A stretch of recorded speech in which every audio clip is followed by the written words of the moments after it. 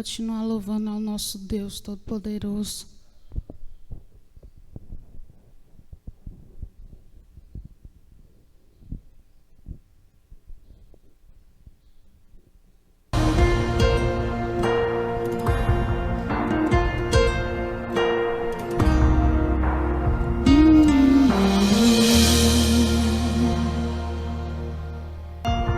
Quando perco o chão, tu me levantas.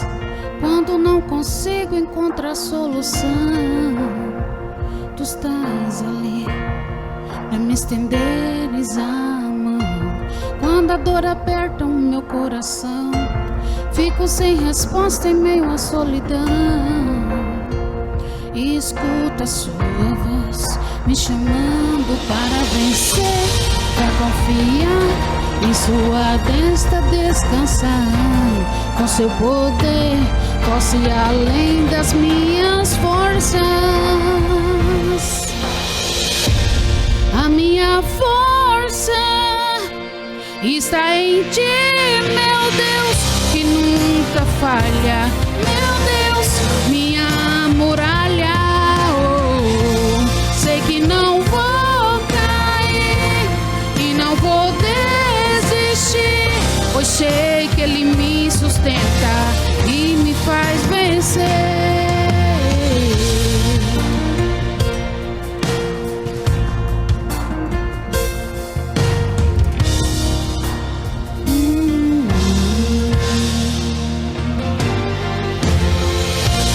Quando a dor aperta o meu coração, fico sem resposta em meio à solidão. Escuta sua voz me chamando para vencer, pra confiar em sua destra descansar. Com seu poder posso ir além das minhas forças. A minha força está em ti, meu Deus, que nunca falha. Meu Deus, minha muralha. Sei que não vou cair e não vou desistir, pois sei que Ele me sustenta e me faz vencer.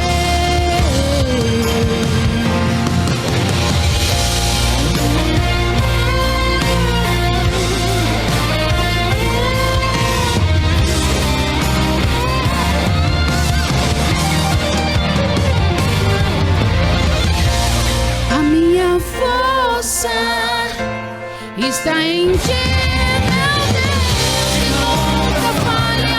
Meu Deus, minha muralha. Oh, sei que não vou cair e não vou desistir, pois sei que Ele me sustenta e me faz vencer.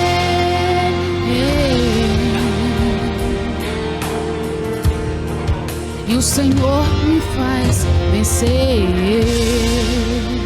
Agradeço essa oportunidade em nome do Senhor Jesus.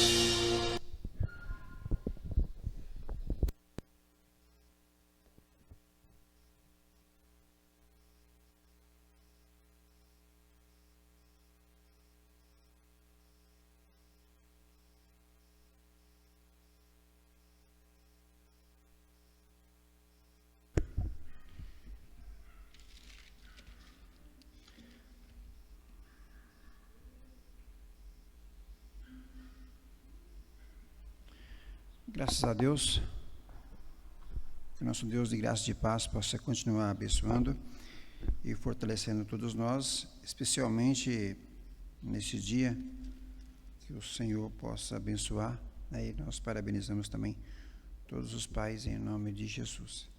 Gênesis, no capítulo 4, nós queremos ler para nós meditarmos um pouco na palavra do Senhor, nosso Deus. Gênesis 4, a partir do versículo 1. Fala bem assim a palavra do Senhor. Adão teve relações com Eva, sua mulher, e ela engravidou, e deu à luz Caim. Disse ela: com auxílio do Senhor tive um filho homem. Voltou a dar à luz, desta vez a Abel, irmão dele. Abel tornou-se pastor de ovelhas e Caim agricultor. Passado algum tempo, Caim trouxe do fruto da terra uma oferta ao Senhor. Abel, por sua vez, também veio com as partes gordas das primeiras crias do seu rebanho. O Senhor aceitou com agrado Abel e sua oferta, mas não aceitou Caim e sua oferta. Por isso Caim se enfureceu e o seu rosto se transformou. O Senhor disse a Caim: por que você está furioso? Por que se transformou o seu rosto? Se você fizer o bem, não será aceito? Mas se não o fizer, saiba que o pecado o ameaça à porta. Ele deseja conquistá-lo, mas você deve dominá-lo. Amém? Oremos. Senhor nosso Deus, de infinita graça, paz, amor e misericórdia. No altar do Senhor, na presença de Deus, aqui estamos mais uma vez para juntos nós cultuarmos a Ti, meu Pai. Somos gratos a Ti, meu Pai, por estarmos aqui na Tua casa e também somos gratos a Ti, ó Deus, por esse momento, ó Deus, de nesse dia, todos nós cultuarmos a Ti, meu Pai. Nós que estamos aqui, nossos irmãos que estão em seus lares ou em qualquer lugar, meu Pai, mas que estão ali, meu Deus, também cultuando a Ti, Senhor. Que a Tua bênção, graça e paz venha repousar e venha estar com cada um. Eterno Deus, suplicamos a Tua bênção e a Tua graça, sempre confiando em Teu santo nome, Jesus, hoje e sempre. Amém. Muito bem, queridos, a palavra do Senhor, nosso Deus, ela sempre nos traz um auxílio muito bom para que as pessoas elas sejam, de fato, não apenas pensarem que estão livres, mas que elas sejam livres, para que elas sejam, para que elas tenham uma vida coerente com a palavra do Senhor, nosso Deus. A leitura que nós lemos aqui em Gênesis, no capítulo 4, nos mostra, vamos dizer assim, uma família sendo formada de forma plena, com o marido, a esposa e os filhos. E o mais importante disso tudo é uma família que tem ali sempre a ideia de se aproximar de Deus, de adorar a Deus. De uma forma espontânea, de uma forma livre, Deus, Ele nos orienta para que cada família, para que cada pessoa faça isso. E é interessante que quando nós começamos a olhar um pouco mais para a palavra do Senhor, nosso Deus, essa palavra vai nos mostrar que o pecado sempre está rondando as pessoas, para que o pecado, faça das pessoas escravas, ou seja, tirar a liberdade delas e que elas passem a condição de escravas, ou seja, o ser humano vai ser escravizado pelo pecado. E alguém pode falar assim, mas tem alguma complicação nisso? Mais uma vez a gente traz aqui aquela fala que eu já disse antes. Vamos deixar a Bíblia responder quais são as consequências de quem é escravo do pecado e quais são os benefícios de uma pessoa que é livre. Então a Bíblia ela vai trazer para nós essa resposta. E é interessante que quando a Bíblia traz essa resposta para nós, não tem como uma pessoa contestar a Bíblia, contestar a palavra do Senhor. E o mais importante também é que a Bíblia também, o acesso é fácil para cada um, para cada pessoa. Por isso, queridos, o conselho, a orientação que Deus deu para Caim foi exatamente esse. Caim, o pecado ele está à porta, ele quer dominar você, mas não ceda. Em vez do pecado dominar você, domine você o pecado.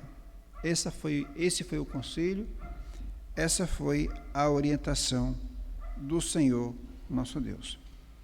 Mas ao longo dos anos, o tempo passou, e aí o ser humano, as pessoas sempre se deixaram levar pelas palavras que não têm nenhum fundamento com a Bíblia Sagrada, ou seja, com a palavra de Deus.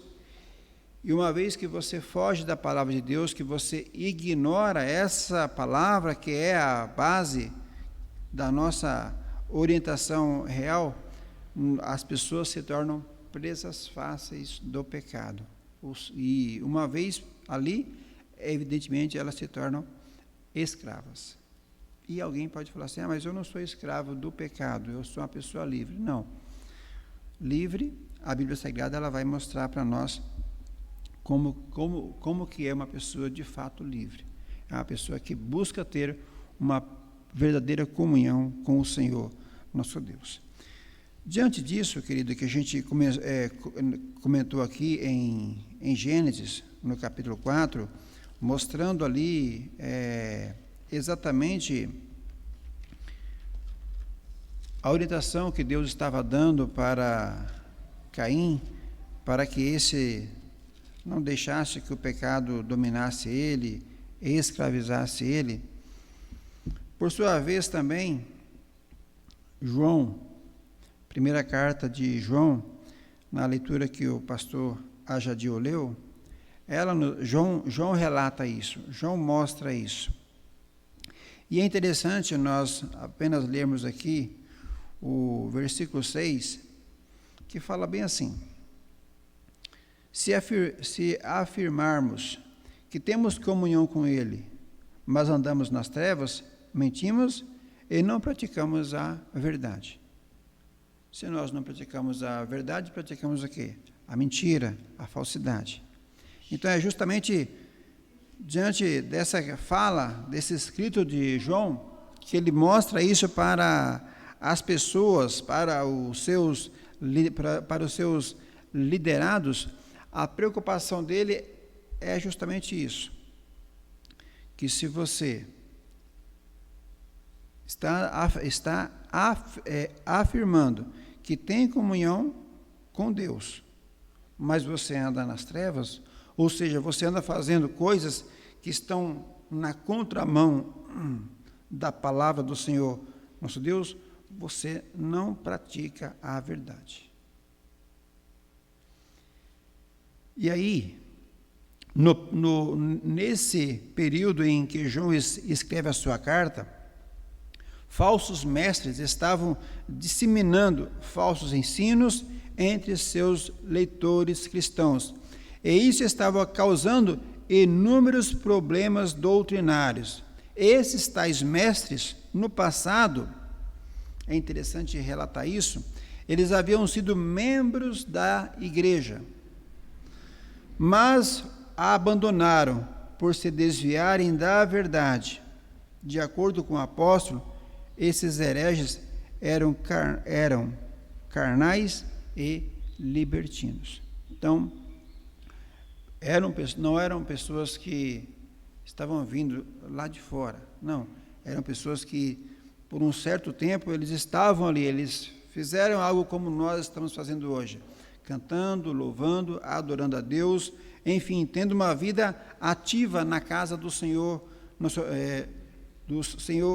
Deus. Mas, com o passar do tempo, eles abandonaram a casa de Deus e seguiram seus próprios caminhos, mentirosos e falsos. Eles acreditavam erroneamente que o ser humano é constituído de duas partes: o material, que é o corpo, como eles falavam, e o imaterial, que no caso eles falavam que era a alma. Ensinavam que a matéria, o corpo, é má, mas que a alma é boa. Pregavam que o que fazemos com o corpo não interfere de modo algum em nossa comunhão com Deus. Então isso era o que eles relatavam. Olha, você pode fazer do seu corpo o que você quiser. Esse era o ensino que eles estavam passando para os membros da igreja. Olha, não vai acontecer nada. Você não vai sofrer nenhum dano. Por quê? Porque a sua matéria, o seu corpo, de fato, é uma coisa ruim, é mal. mas a alma ela é boa. Então, tudo que você fizer com o seu corpo não vai interferir na sua salvação. E é interessante nós colocarmos aqui um dado, querido, que praticamente 17 vezes João repete a palavra pecado em apenas 5 capítulos. Toda essa repetição não é coincidência, não é algo impensado, mas pedagógico. João pretende ensinar que, para Deus, pecado é uma coisa séria. E quando nós não levamos o pecado a sério, infelizmente, você sofre, você faz a sua família sofrer, você faz a sua esposa sofrer, você faz o seu filho sofrer. Em suma, você traz uma desgraça enorme para a sua vida e para as pessoas que estão à sua volta. E logo mais nós iremos mostrar isso. Então, a preocupação de João era exatamente isso. Se a gente fosse resumir, o que João estava querendo falar para os seus era: fiquem bem longe do pecado. Se esforce o máximo para não cometer pecado, para não viverem na prática do pecado. Pecadores, todos nós somos, mas a gente faz uma distinção bem simples. Tem pessoas que vivem na prática do pecado, e tem pessoas que, apesar de nós aceitarmos, e a Bíblia mostrar isso para nós, e João mostra isso, de nós sermos pecadores, nós não vivemos na prática do pecado. Não é um costume nosso andar pecando, não é um alimento para nós. Não, nós queremos viver cada vez mais longe dele.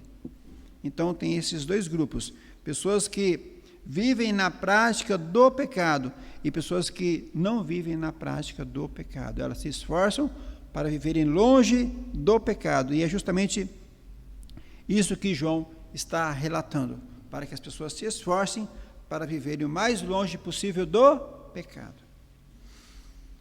Muito bem. É interessante também nós analisarmos uma questão bem simples. E alguém pode falar assim: mas eu não sou essa pessoa aí, eu não tenho isso aí que você falou. Sabemos que, nós já falamos até em outra mensagem, ou na escola bíblica, eu não me recordo, nós somos habilidosos em arrumar desculpas. Nós temos uma facilidade muito grande, né? Então, aí você fala assim: mas quem? Todos nós. Todo ser humano tem essa habilidade. E, de repente, você se depara com uma criança, vamos pegar uma criança como exemplo. Se nós falássemos de uma pessoa adulta, seria mais fácil, mas você pega uma criança aí de aproximadamente 3, 4 anos. Quando ela faz algo errado, ela tem consciência disso. Quem é pai, né, ou mesmo que tenha os seus filhos grandes, quando você tem os seus filhos pequenos, 3 a 4 anos, ele sabe que ele fez coisa errada. Então nós temos essa consciência desde muito tempo do que é certo e do que é errado. Por isso, nós podemos afirmar, sem nenhum receio, que nós sabemos quem é Deus. Nós sabemos quem é Deus. Mas eu leio pouco a Bíblia, não importa. Mas eu não leio nada da Bíblia, não importa também. Eu leio bastante a Bíblia. Então, as pessoas sabem quem é Deus. Independente se elas leem pouco a Bíblia ou se elas leem muito, se elas estudam pouco ou se elas estudam muito, as pessoas sabem quem é Deus. Elas sabem da existência de Deus.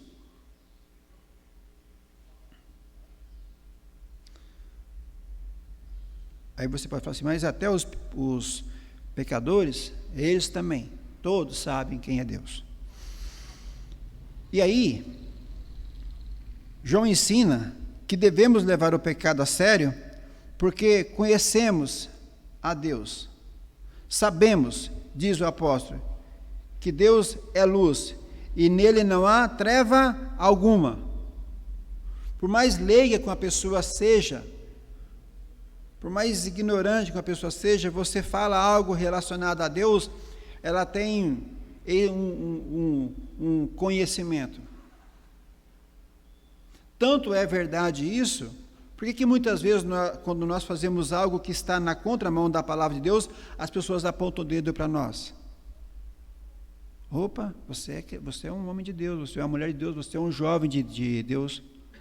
Então elas sabem exatamente, porque ficaria muito cômodo, ficaria muito fácil nós tomarmos qualquer atitude, e se elas não tivessem conhecimento nenhum, elas não apontariam o dedo para nós, elas não nos acusariam de nada, porque elas não teriam esse conhecimento.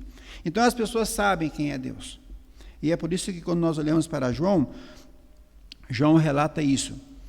Sabemos, diz o apóstolo, que Deus é a luz e nele não há treva alguma. Mas o que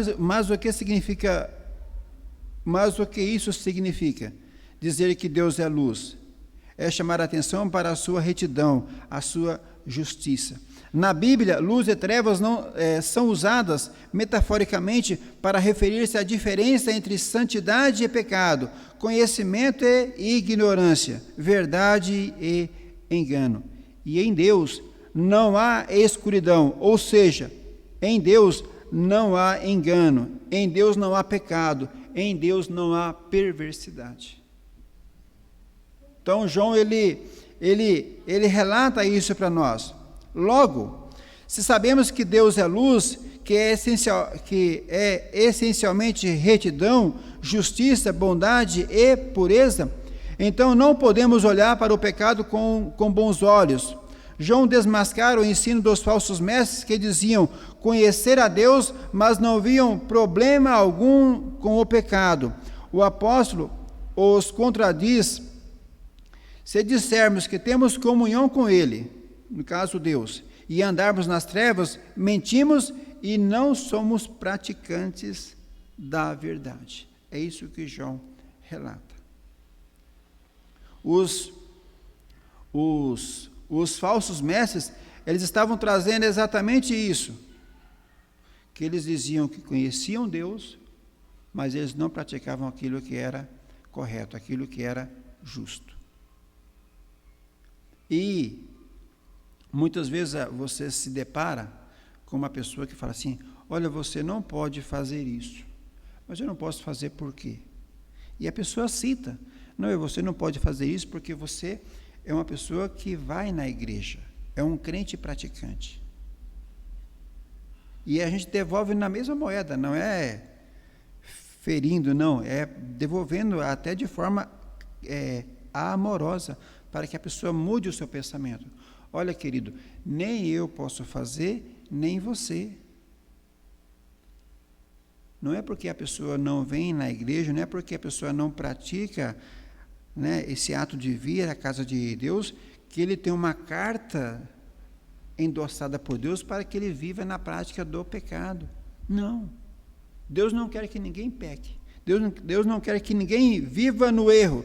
Deus quer, pelo contrário, resgatar essa pessoa dessa escravidão que é viver ali, debaixo do jugo do pecado, para ser uma pessoa livre.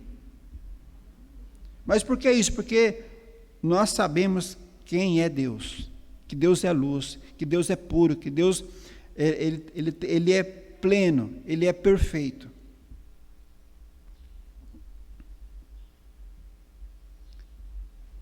E é interessante ressaltarmos aqui, querido, no relato de João, se dissermos, João está ensinando que podemos alegar ou afirmar verbalmente que somos cristãos, que vivemos em comunhão com Deus, mas se continuarmos a desenvolver um estilo de vida pecaminoso, não passamos de uma grande farsa, de uma terrível mentira. Em outras palavras, não basta alguém se dizer cristão, é preciso viver como cristão. Nossa profissão de fé deve ser condizente com o nosso estilo de vida. Então, nós já comentamos aqui, esse tempo atrás, de alguém falar bem assim, você é crente, querido? Eu sou mais ou menos. Não existe crente mais ou menos. Ou você é crente, ou você não é crente. Porque quando nós colocamos essa questão do eu sou mais ou menos, o que é mais ou menos? Eu sou crente na igreja, eu sou crente quando eu estou na frente do pastor, eu sou crente quando eu estou em uma vigília, e lá no meu emprego, e lá na rua, na escola, na faculdade, como que eu sou? Então a nossa vida, ela não pode ser uma farsa. A nossa vida não pode ser uma vida que esteja ali debaixo das trevas. Não, a nossa vida tem que ser vivida na luz. E essa luz é o Senhor, essa luz é o nosso Deus. Por isso, querido, nós sabemos quem é Deus. Quem vai à igreja, quem estuda a Bíblia, quem não vai à igreja também, sabe quem é Deus.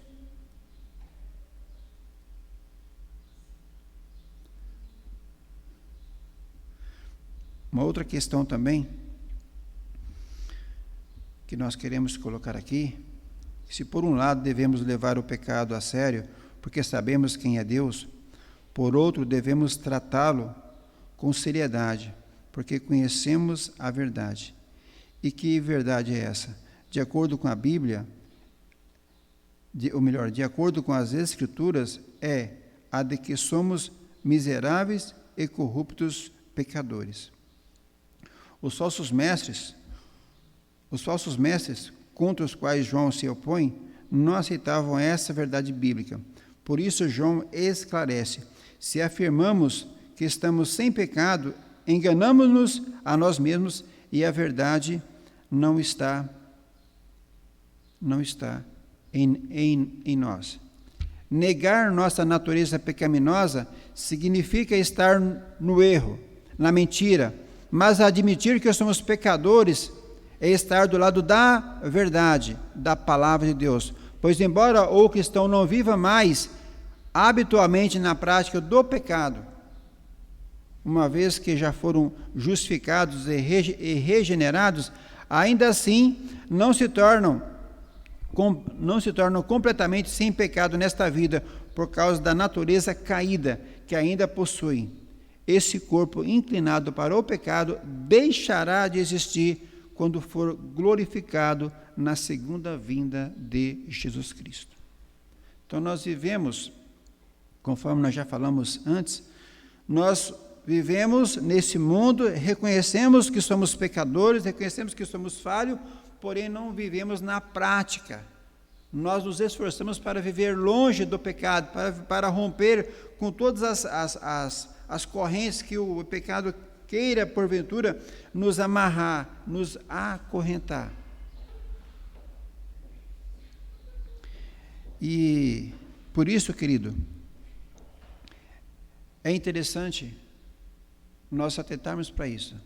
Não seja escravo do pecado. Mas quais são os adjetivos que você coloca? Nós sabemos quem é Deus. Conforme nós falamos, conhecemos a verdade. E a verdade vai nos mostrar que nós somos falhos, nós somos miseráveis, mas nós temos que fazer um esforço para não vivermos na prática do pecado, para não deixar ele dominar, para não deixar ele ser o Senhor da nossa vida. E aí a gente volta a fazer menção do conselho que Deus deu para Caim. Caim, o pecado está à porta, ele quer dominar, ele quer prender você. Não deixe ser vencido pelo pecado, mas vença o pecado. Mas Caim não deu a mínima e viveu ali tendo total ciência, tinha conhecimento, assim como todos nós hoje temos. Então nós não vamos pegar um grupo aqui e falar que esse grupo aqui é inocente, que esse grupo aqui não tem conhecimento. Não, queridos, nós temos conhecimento sim. E nós sabemos sim fazer as escolhas certas. Assim como nós sabemos escolher, quando nós entramos em um restaurante, a comida que nós queremos colocar no nosso prato, nós podemos escolher entre viver uma vida com Deus uma vida livre, ou escolher uma vida presa, escravo do pecado. Mas se eu viver uma vida escravo do pecado, quem é culpado? Você mesmo. Muitas vezes nós queremos, assim como eu disse, que nós somos habilidosos ali em criar escape, justificativas vazias, nós somos habilidosos para jogar a culpa nas pessoas. E aí ele sai. Não, eu estou assim, esquisito, porque o pastor da minha igreja não me ajuda em nada, porque a diaconisa não me ajuda, porque o diácono, porque o presbítero, e vai acusando todo mundo, sendo que o culpado é ele próprio, é a própria pessoa. Ninguém tem como cuidar de você 24 horas. E olhando para a Bíblia Sagrada, a Bíblia fala que nós somos livres. Deus nos deu essa liberdade. E é interessante também nós tratarmos aqui, irmãos, caminhando já para o final, de dois assuntos, nesse tópico final. Qual é o custo do pecado? O pecado, ele dói. O pecado machuca. O pecado é uma desgraça. O pecado, ele não tem nenhum benefício. Nenhum. Você fala assim, mas tem algum benefício no pecado? Nenhum benefício. Enfatizamos que Deus nos perdoa sempre, desde que nos arrependamos, porque é comum pessoas argumentarem equivocadamente.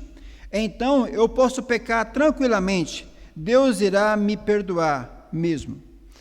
Pensando nesse tipo de argumento, é que João diz, meus filhinhos, essas coisas vos escrevo para que não pequeis. Primeira carta de João, capítulo 2, versículo 1. Meus filhinhos, essas coisas vos escrevo para que não pequeis. João está falando, olha, não pequem. Essa é a fala que João está aqui mostrando para nós. Não pequem. Mas Deus não perdoa? Perdoa, mas não é para pecar. Não é para pecar. Saber que Deus nos perdoa quando pecamos deve trazer conforto e segurança ao nosso coração. É isso que deve ter. Saber que Deus perdoa deve trazer conforto e segurança ao nosso coração. E nunca comodismo ao pecado. Eu vou pecar porque Deus vai me perdoar. Não faça isso. Não faça isso. João não está dizendo isso. Devemos levar o pecado a sério porque conhecemos o quanto ele custou. Sabe o que o pecado custou? O pecado custou a morte de nosso Senhor Jesus Cristo. Sim, Jesus é a propiciação pelos nossos pecados, e não somente pelos nossos, mas também pelos pecados de todo o mundo, conforme a primeira carta de João 2, versículo 2. A palavra propiciação, o que é isso? Refere-se ao sacrifício de Jesus na cruz como oferta pelo pecado, para aplacar a ira de Deus. A ira de Deus é a sua razão justa, como juiz que é frente ao mal e ao pecado. Não se trata de uma ira descontrolada, mesquinha e arbitrária.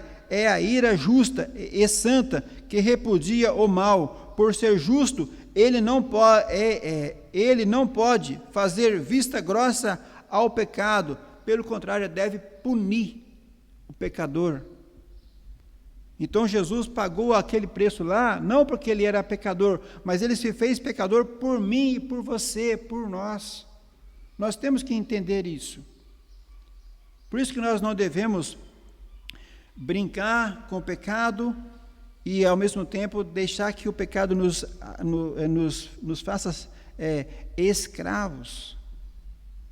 Que o pecado se torne nosso Senhor. E é interessante, irmãos, como nós falamos aqui há pouco também, que o pecado ele causa uma dor muito grande. Eu não vou ler, eu vou apenas relatar o fato, e aí, com o tempo, na sua casa, caso você tenha essa curiosidade e o interesse em ler, você pode fazer isso. Davi foi orientado por Deus, foi instruído por Deus. Mas o pecado, ele está todo instante rodeando todas as pessoas. Todas as pessoas. O que Pedro fala? O diabo, vosso adversário, está aonde? Ao vosso derredor, procurando pegar você, procurando acabar com a sua vida, desgraçar a sua vida, sua família, seus filhos, colocar a sua casa de ponta cabeça. O diabo quer fazer isso. E tem gente que acha que o diabo é um cara legal. Não é legal. Ele é o diabo. Ele é maldito. Ele quer escravizar as pessoas. Ele quer levar as pessoas para as drogas, bebedeira e N coisas. Não vamos aqui fazer essa lista, porque é uma lista muito grande. Muito bem. O rei Davi, só para a gente fechar isso aqui, então nós vimos aqui, irmãos, que o pecado custou o sangue de Cristo. Jesus teve que morrer para pagar a minha, não é a conta dele, é a sua conta, é a minha conta, é a nossa conta. Mas, trazendo para nós, Davi tinha ali, foi uma pessoa grandemente abençoada por Deus. Mas um certo dia, Davi olhou para uma mulher e ele cobiçou essa mulher. É um pecado. A cobiça é pecado. Cobiçar a mulher do próximo. Ah, mas ela é bonita demais. Deixa lá. Não é sua?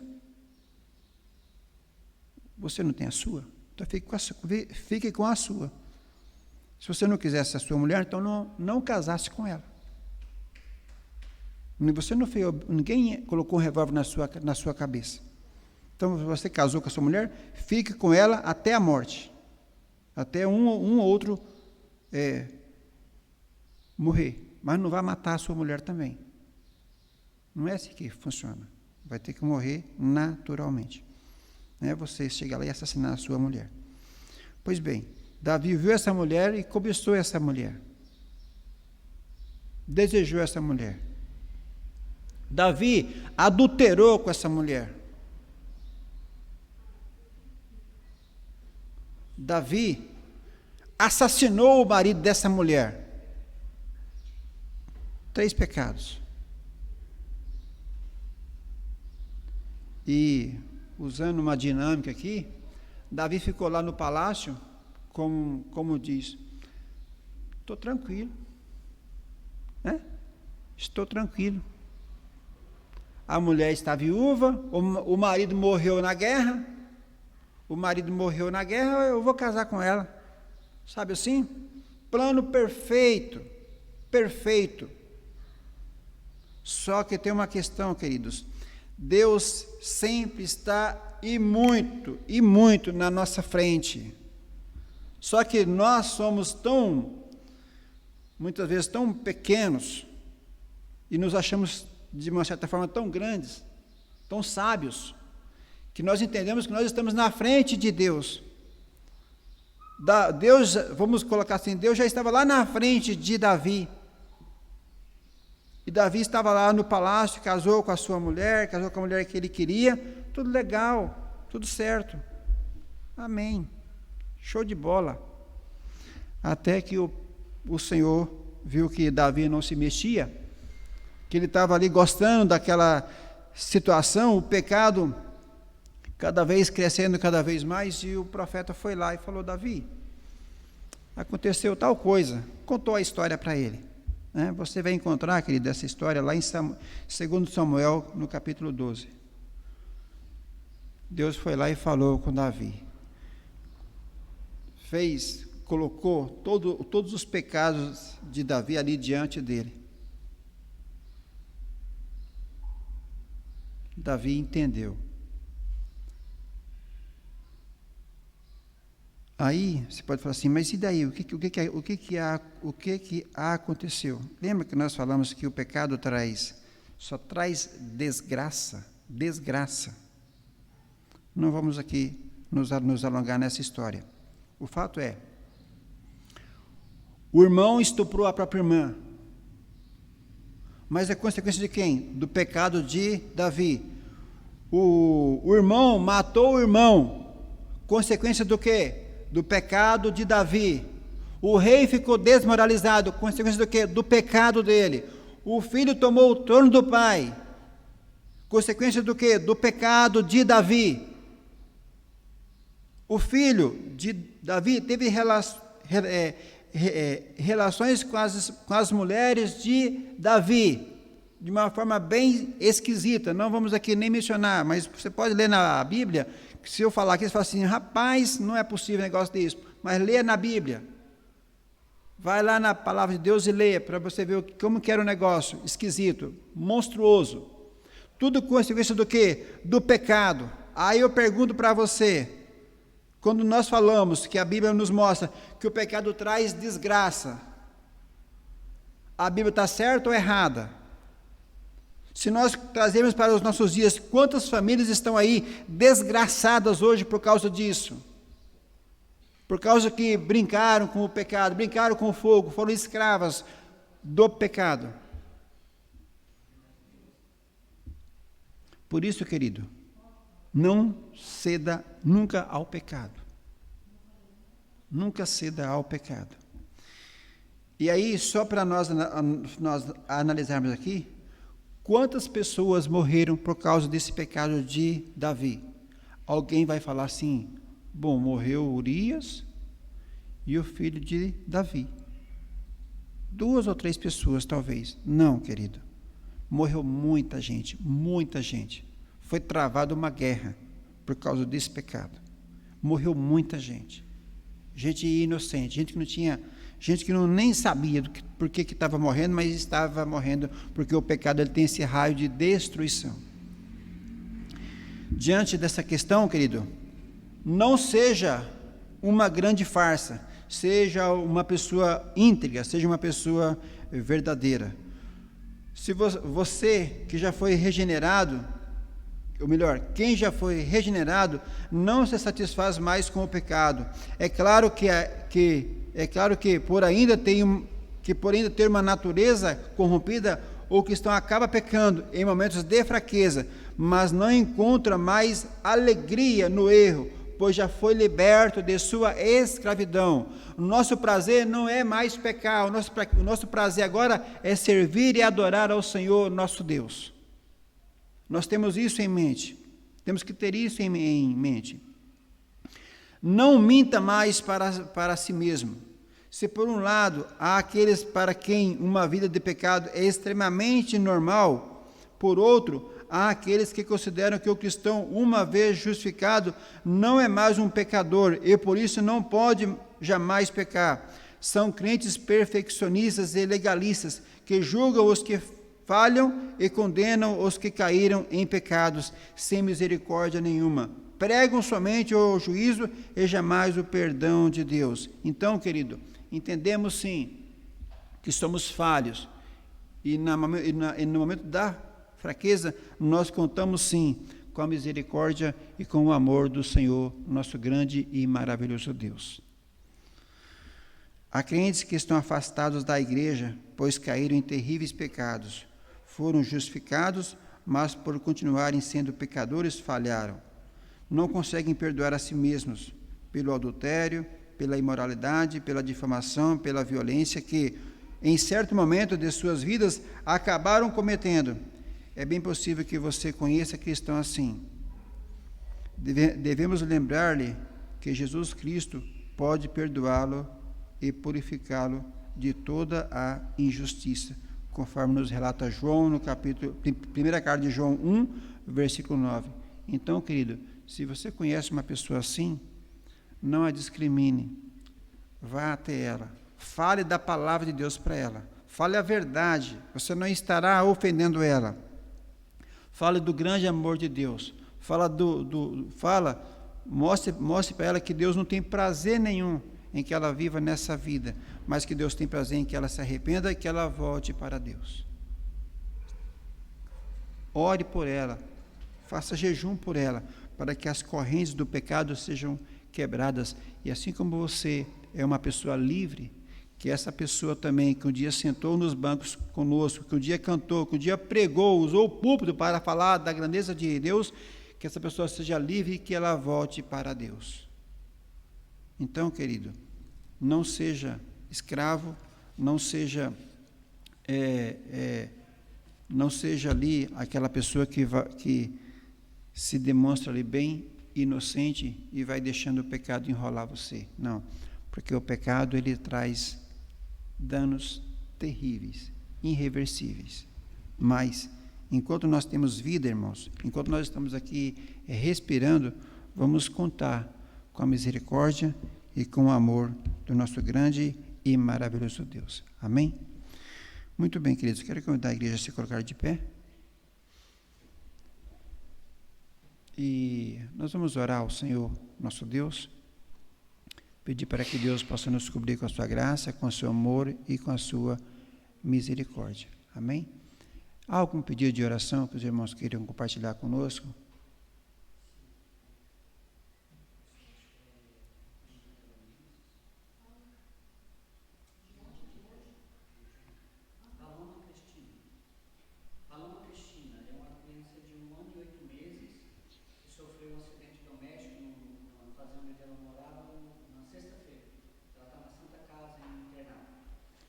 Muito bem.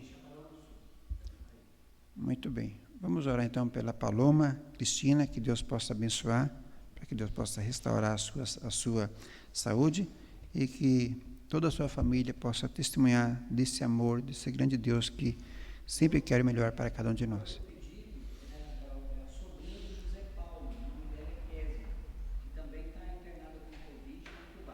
Muito bem. Sobrinha do nosso irmão José Paulo, a Késia, que está com Covid.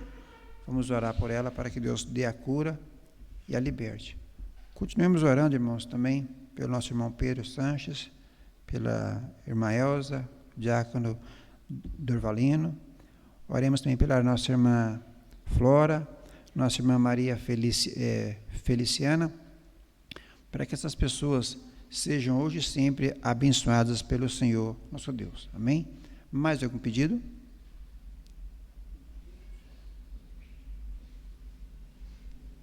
Muito bem, queridos. Vamos orar também para que Deus ele possa fortalecer a nossa vida, para que nós mantenhamos a nossa vida sempre na prática da verdade.